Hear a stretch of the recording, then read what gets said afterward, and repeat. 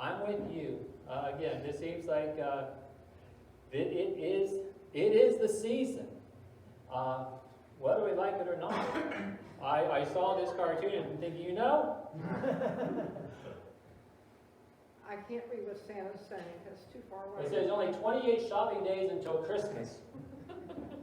Okay, so again, I don't know how many shopping days we have at this point in time, but I do know, I did find out, the news headline I saw says that we had record sales on Black Friday, 9 or 8. That's unbelievable. $9 All billion. these people don't have money to pay their bills, but yet they're racking up the... It helps that they had Black Friday starting at the beginning of November. I'm telling you, we've had Black Friday all of November. So, And, Black November. yes, and so it's one of those things it's just that we feel this rush. We feel like, we have the end of back to school sales, and then all of a sudden you got Halloween everywhere. But this year it felt like they were pushing Halloween into the corner so they could get Christmas out. There is something about Christmas, and it's not just those material things. There's something inside of us that we yearn for this time of the year. But the question is that why? Why the push? Why do we push this season upon us? Already this year, and this began very early, weeks ago, the stores started being decorated. As soon as Halloween started coming down, Christmas started going up. Some stores had Christmas sitting right alongside.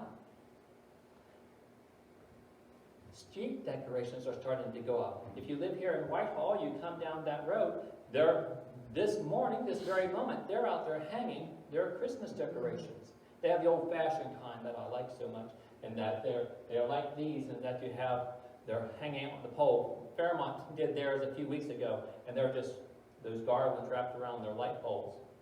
And but again, we've been seeing all these decorations go up. With COVID-19, people have been feeling a little like they need something else going on in their lives and in their world.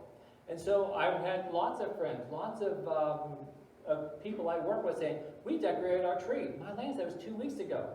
And because they're feeling this need, since they're stuck at home so much, they want to decorate their house. And so many people have already put up their trees and decorated them. Our street, we have new neighbors on the street. This is not a picture of the house, but they have every bit as many lights on it. And it's just astonishing that people are going all out. But for this year, they're looking for something. A little happy. And so in looking at those, and looking at all of those various slides there, those pictures, what did they all have in common? What was in every single one of them? The Christmas lights. And again, I start early, and I ask Father, probably August or so, Father, what are we talking about for Christmas? What are we talking about for Thanksgiving? What are we talking about for New Year's? Because again, I want to be in tune with what he says. And he told me Christmas lights. I'm thinking, okay, I don't know exactly how that works, but just leaving it there before him, and he's talking about Christmas lights. As a kid, and I'm certain that you as well, we look for and we're so eager for the Christmas decorations to go up.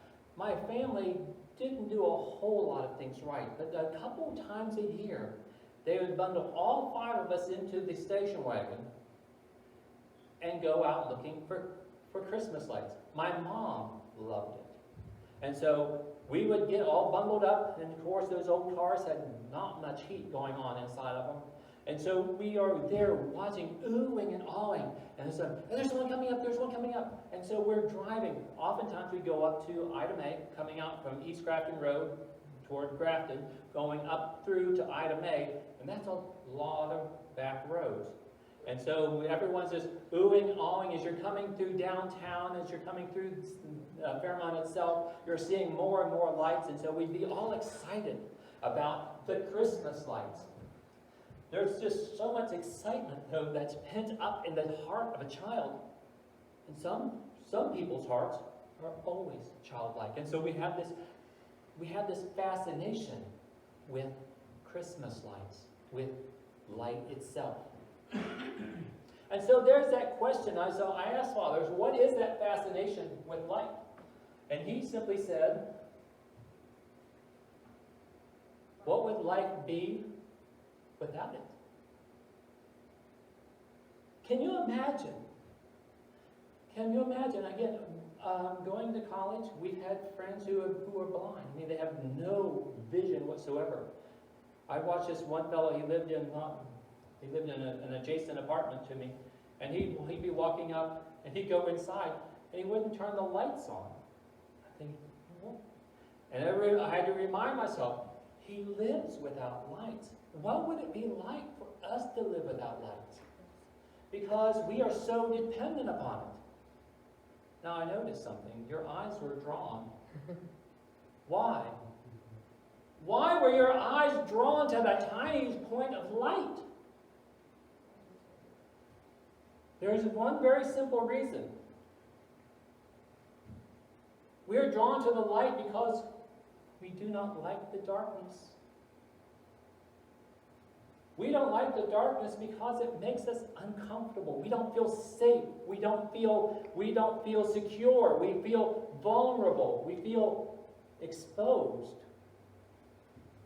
We feel like dangerous things could happen. Light. There is a whole body of science about light. And we could go into it in depth, but we don't have time. And so, as we know, light, It's a lot of math. there is, in light, in full spectrum light, are all the colors. I don't understand how that is, but we know that in light, and it's because of the light, that we see colors as to how it hits the pixels in our eyes, and that's too much science. No, not pixels. Well, those receptors in our eyes. Rods and cones. Like I said, it's way too much science for me to get into today. But with this, it's such a broad field. We're going to narrow it down to its effects. The effects of light. We know in creation, it's an essential piece. Because without light, without the sun, there would be no photosynthesis. Without photosynthesis, there would be no food. Without light, there would be no dawn. There would be no color without light. But we're going to narrow that down to the effect that light has on our body, to us physically, to us emotionally, to us individually and collectively. So in taking a look at the effects of light on the body, the first thing that comes to mind when I'm thinking about light, it helps us to see. It enables us to see. Because as down there in Braxton County where you were, if there's no fire in the fireplace, it is pitch black. Except for the stars. Until your eyes adjust. Okay? There is nothing out there except the stars. And they're so bright.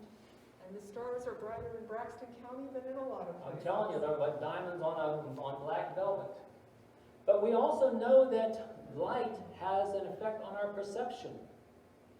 As the evening draws on, how many of us love to drive at night nowadays? None. Why?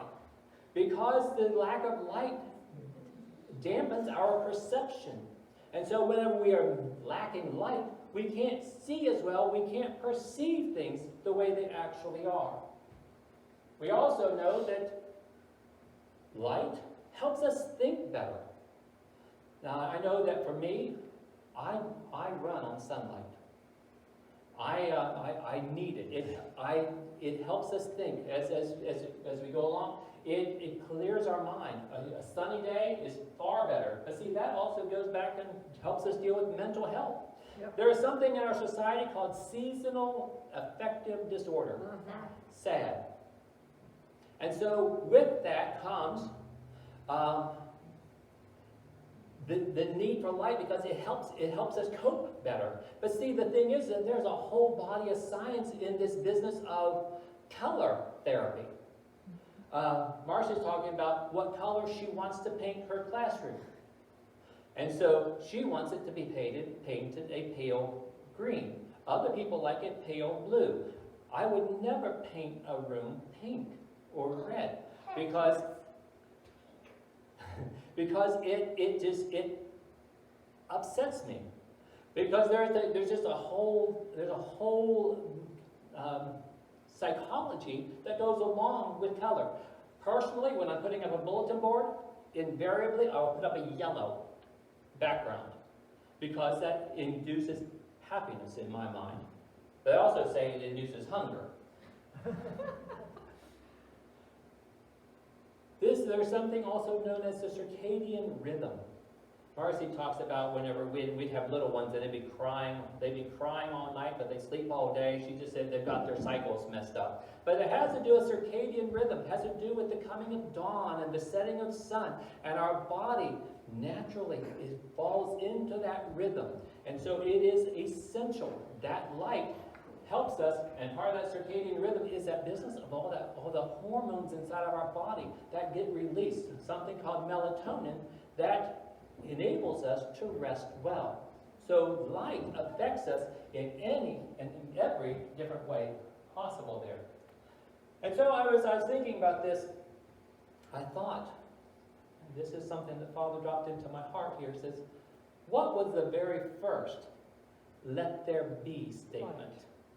Let there be light. Let there be light. Why was that the first thing?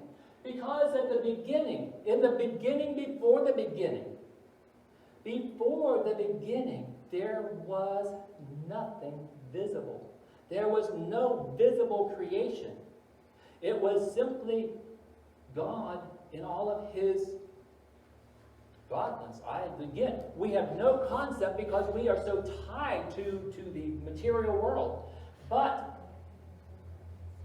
in the beginning, at some point in time, God created the heavens and the earth. This was the beginning of the visible creation. And it says, and it goes on in verse 2, it says, and the earth was without form and void.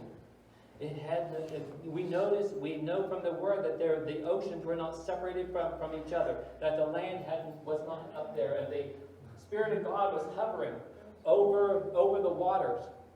And then God said, let there be light. And there was light, and it was good. When God spoke these words, He released His very nature upon the earth. Because light is that visible manifestation of God's presence. The Word is full, so very full of proofs that we have here. We can go over to 1 John, and when he's talking about God, and he says, this is the message that we heard from Him, and we declare to you that God is light. It is His nature, it is His being. It is the manifestation of who He is, and in Him there is no darkness at all. Like the center of that one thing that had all the colors, that very bright white center. This is God. Paul says that He dwells in unapproachable light. That where the throne of God is, that where God Himself abides, it is unapproachable. As the angels would walk into it, they are enveloped. It is no wonder that the Word says, no man can see God's glory. No one can see His face and live, because He dwells in such light. We know that light has energy. We know that light can produce heat. We know that light is powerful. And he dwells in unapproachable light. We know that he radiates light, as we see here in John writing in Revelation. He says that the city will need no sun or moon. Why? Because the glory of God will give it light, and that the Lamb, Jesus Christ, will be its lamp. So from their very beings, there is light. He is called the Father of lights. I want you to hold on to that thought. The Father of lights. What lights is he the Father of?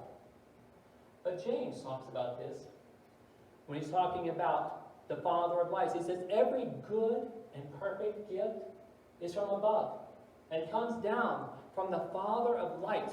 My curiosity is, why did James refer to him as the Father of lights, with whom there is no variation or shadow of turning? Because in calling him the Father of lights, it shows he is unchanging.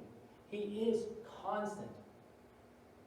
David says, the Lord is my light and my salvation.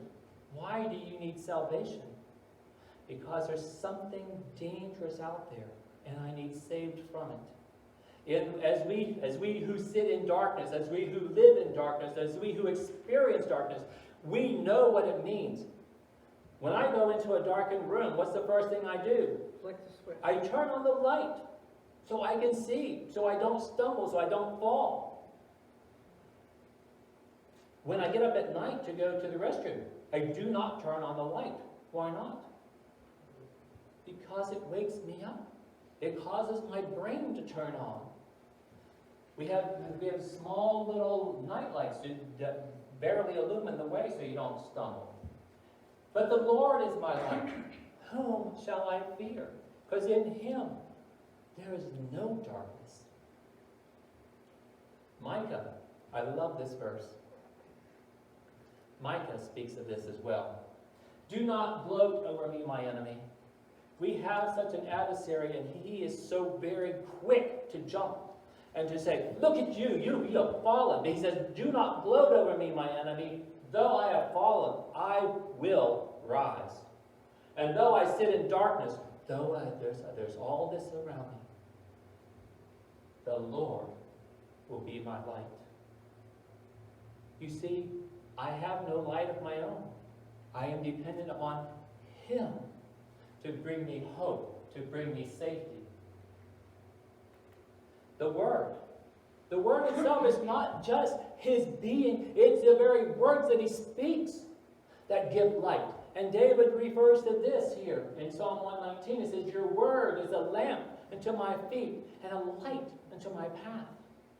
We've learned this is one of our memory verses from Sunday school 1,000 years ago. And we've known this. But if I'm uncertain of something, where do I go? I look in the Word. I go to the living Word. And I say, Father, what's this about?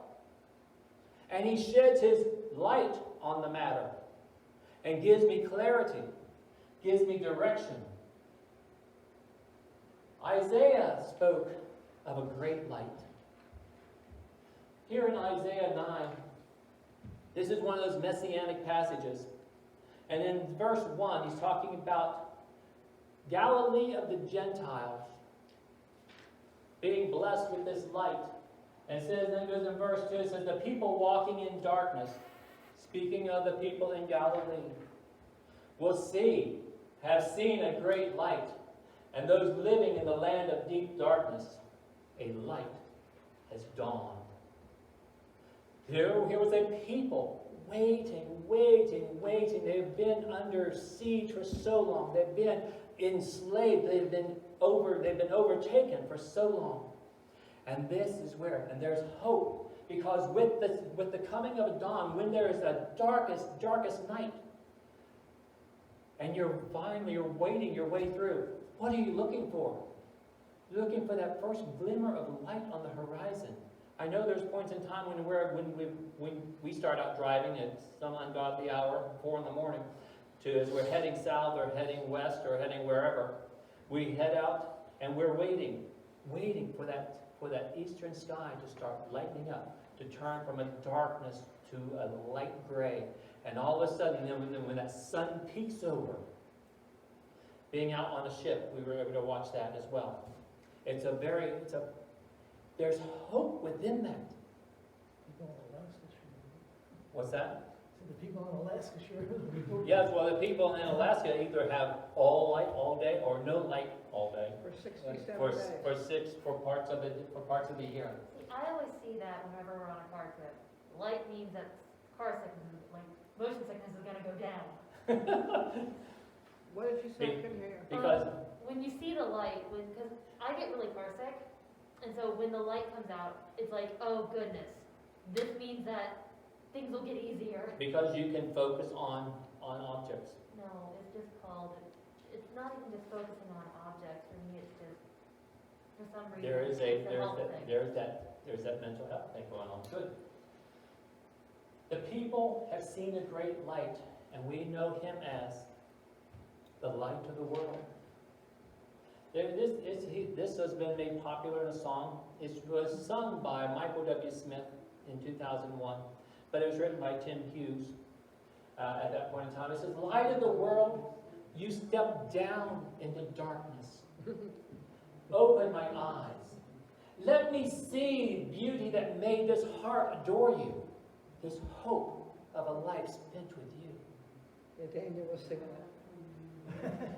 There it is. We come into this season and we think about this, but so oftentimes we just say the words without thinking, without contemplating what they actually mean. But this is what we've seen. When Jesus was born, his birth was announced with light. Because in Luke 2, we know the Christmas story. It says that there were angels in the field tending their sheep at night. And suddenly, there was an angel of the Lord appeared to them. And the glory of the Lord shone round about. So the angel comes, and there is light in the middle of that pasture. And they were terrified. His birth was announced as light. John, as he's in John, the first chapter of John, he's talking about, in the beginning was the Word, and the Word was with God, and the Word was God. And he's going down through here, and he comes down here to verse 4, and he says, "And the Word, and in him was life." In the Word, there was life. And that life was what? That life was light. The light of all mankind. The light that shines. The light shines in the darkness, and that darkness has not, will never, can never overcome it. The very light that again, when we talk about God the Father, he is light and he is light. They are all encompassing. And in light we have light. When that sun comes up, all of the earth takes its light and gains its light and its strength from it. The same thing is true with the Creator, the Son.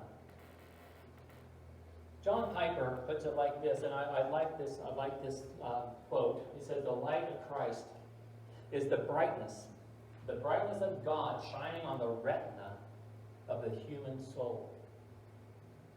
Just like the sun, as it comes up and we begin to feel and see its effects, those shine into the retina of us, on our rods and cones, and we're able to see. The same thing is true with the light of Christ. As it shines into our heart, as it shines onto the retina of our soul, we're able to perceive and to be able to understand and be able to grasp a hold of this truth that Jesus Christ is the Son of God. Jesus put it this way. He said, this seemed kind of audacious at the time, but he said, "I am the light of the world."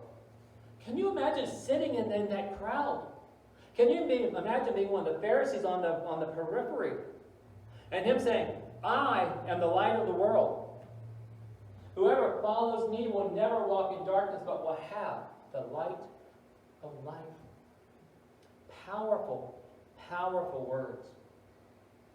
And he goes on in a different place and he says, believe. Believe in the light while you have the light. Believe in me while I'm still here, so that you may become what?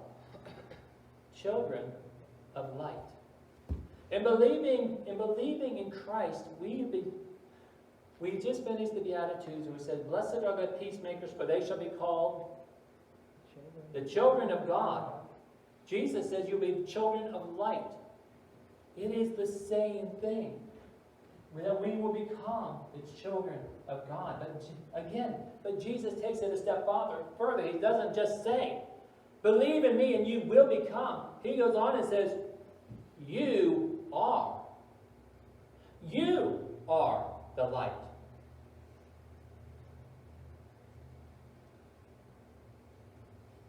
In the Sermon on the Mount, from which those Beatitudes come, he says, okay, Matthew 5, still Matthew 5, 5:14, just a few verses later, he says, you are the light of the world. He doesn't just say, I am the light of the world, which we think, ooh, wow. But then he says, you are the light of the world. A city on a hill cannot be hidden. Whether it's daylight or nighttime, a city on a hill can be seen from miles and miles away. The daylight will bring into perspective the buildings and everything.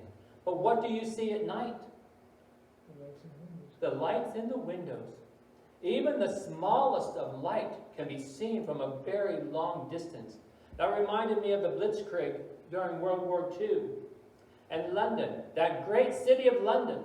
What was their challenge? What did they require the people to do? Cover their windows.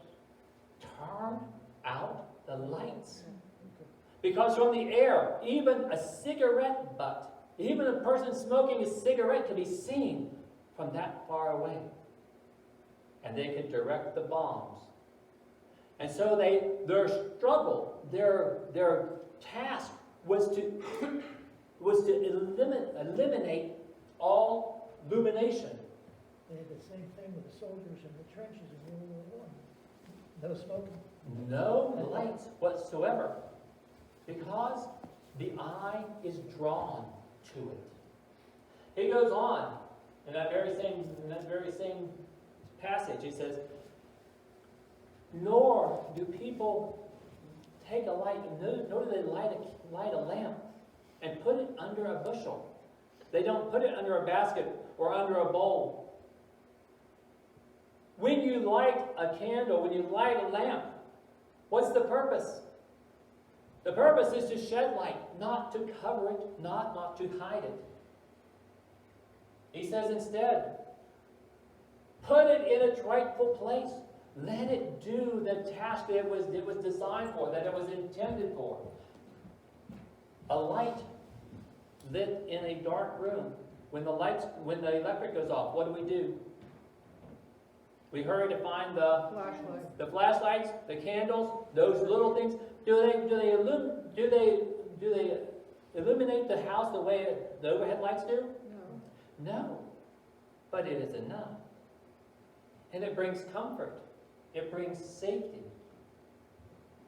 We are meant to shine. And that's what he's saying. You are the light of the world, and you are meant to be like that city on a hill. In daylight or dark. Visible for all to see. Not to cover it up. Not to hide. Well, being a closet believer as such.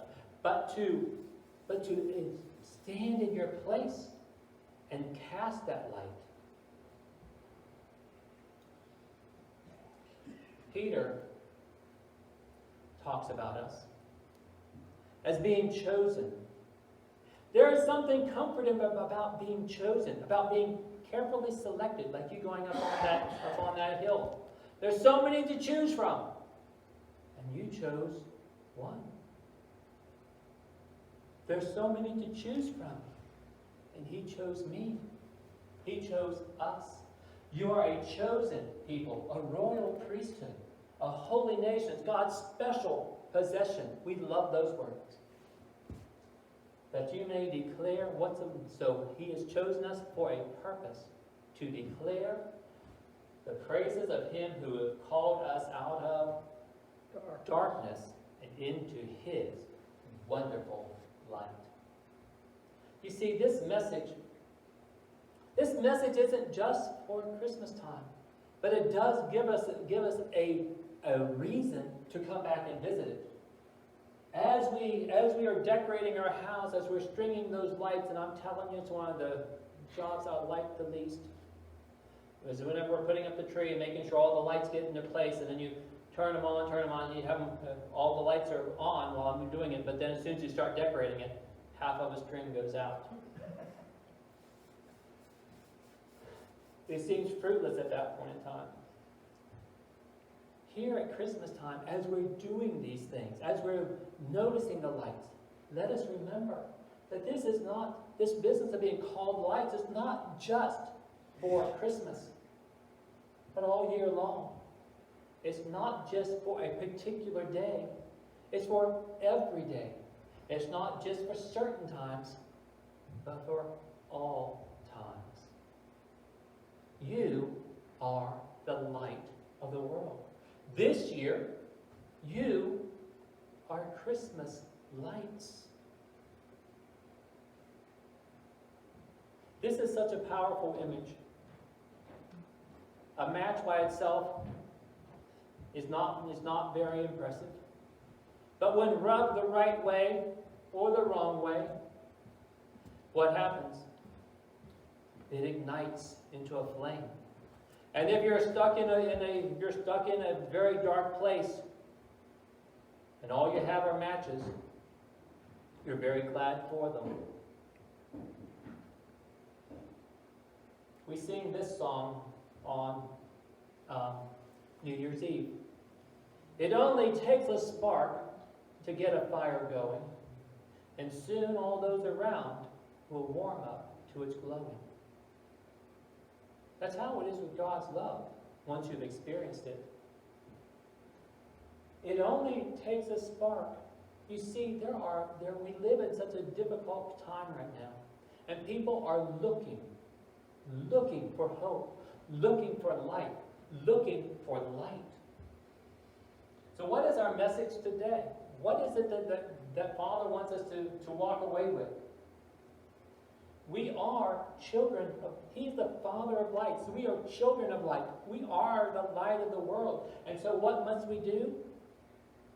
Shine. Let your light so shine before men, that they may see your good works and glorify your Father in heaven. This is what we've been created to do. This is what we've been chosen to do. We are that special selection for His purpose, for His direction.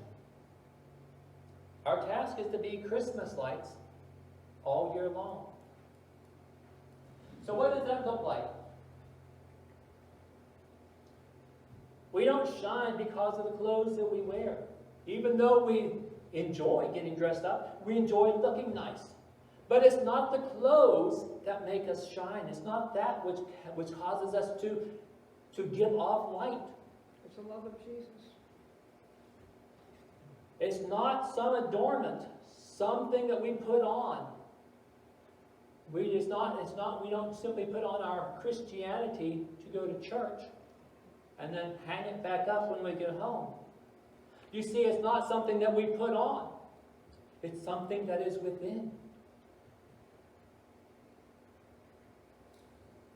The Word says, Paul, as he was talking to the folks in Colossae, he says, therefore, as the elect, those selected by God Himself, holy and beloved, what do we put on?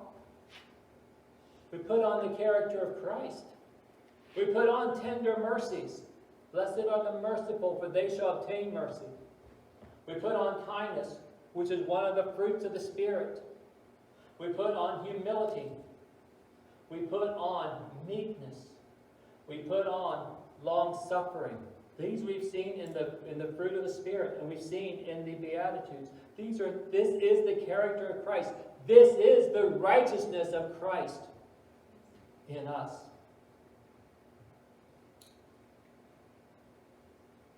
These are more than simply decorations, things that we pull out of a box and put on once a year. These are more than ornaments, something that is not inherent to our body, but something to the extent that we put on to impress or to dress up. This light of life is not an ornament.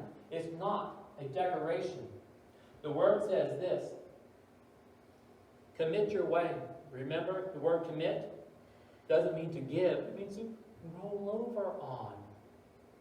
Someone that you have such a personal, intimate relationship, you have no problem leaning into, rolling over onto. Commit your way to the Lord. Trust in Him, and He will bring it to pass. And He will cause what? Your righteousness to shine as the light, and your justice as the noonday. That which is inside of you, just like God Himself exudes or radiates light, grace, hope, peace, joy, kindness, mercy. These things you will bring forth to shine. And our challenge this morning then is to shine on purpose.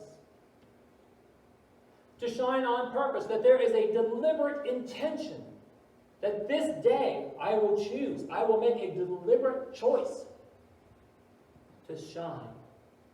It is God's nature, and it is His nature in me. Hebrews says that we are now partakers of the divine nature. And that light of life dwells in me and shines forth. But not only to shine on purpose, but to shine with purpose. That there is a desired outcome, an intended end that we shine for. Why are we called to shine? We are called so that the light of life will be available to all those who dwell in darkness, so that all of those who are called according to His purpose will be gathered in. In the summertime, we're very familiar with this kind of scene. I did, in my reading, find out that LED lights do not attract insects very well. Okay? You put an incandescent out there, they're everywhere. I don't understand the science of it. Okay? But there's something about it. But just like, It's the heat off the light that they're attracted.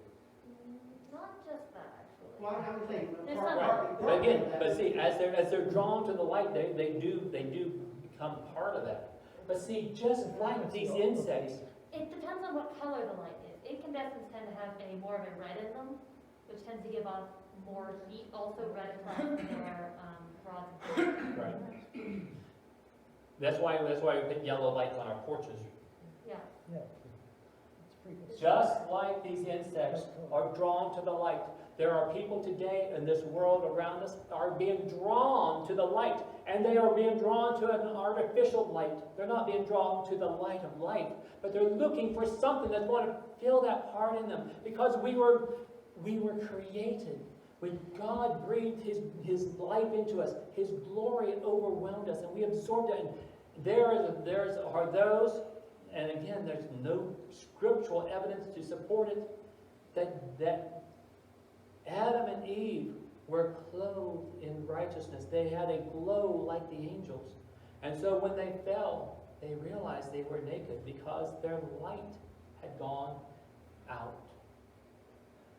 The world has been searching for the light ever since. and you have it. A single flame may not seem very impressive, may not seem to give off a whole lot of light. It would not fill this room to the point that we have now. However, when the electric is out and we're sitting in darkness, what do? We light a candle. And where do we sit? We sit close to it. Why? Because it brings hope. It brings peace. It brings safety. A single flame is enough for one person to see their surroundings. And so, in the old days, you would light their candle, and they'd walk down the hallways to get to their room. It was enough to get them by. That one candle gave off enough attention. But it also, that one little candle can draw the attention of someone wandering in the darkness. Our challenge this morning is to be that flame. Be that single candle in that dark place that you live, that dark place that you work, that dark place that you go to every day. Be that flame. Be that light. Because there is a deeper question that you have to ask. And this is the business of shining with purpose. In that dark place that we work, there are people who are looking at you. There are people who see that there's a light, that there's a flicker, that there's a flame going on there. Who is that one person that is dependent upon your light? Who is that person in your periphery that is dependent upon your light? Shine with purpose. So this Christmas season, as we are just moving into it, yes, we are just barely past Thanksgiving. Yes, we're just barely past what should have been a nice fall, a season of Thanksgiving. We are being pushed into this season. But I'm just reminding you, we live in a very needy time. The COVID-19 virus has rendered all of us, and has put us all into a different schedule and into a different place, and we're in need of hope. You are the light of the world. Let your light shine. Father, thank you. I was so confused whenever you said we were going to talk about Christmas lights. But Father, you are glorious. And as always, you hold it out of the fire as it was. And so, Father, I give you honor this morning, and I thank you. Father, I thank you for the season. I thank you for the other messages that you have coming up. Father, I thank you that this is a season of hope, that this is a season of joy, this is a season of light. Father, I thank you that there are things that we have to look forward to. But Father, I also know that we have to be reminded that we live in a troubled world. We live in a city of great darkness. We live in a time of great darkness. Father, when there's so many people who are reaching and grabbing and stirring and hoping, they're looking for light. They're looking for you, my Lord. Father, may we, in our individual places, be those Christmas lights. Father, as we pull out our Christmas decorations and start hanging the lights, as we're driving down the road and we're looking and seeing the various lights that we have out there, the street decorations and then the store displays. Father, as we see Christmas lights, may it remind us that this year, this time, this season, this lifetime, you have called us to be lights. May we shine diligently, without wavering, that there is no shadow of turning in us, because you are in us. Father, I ask that you take this word, plant it deep inside of us. May it grow and produce a great harvest, and we will be grateful. We ask these things in your name. And all God's people said, Amen. Amen.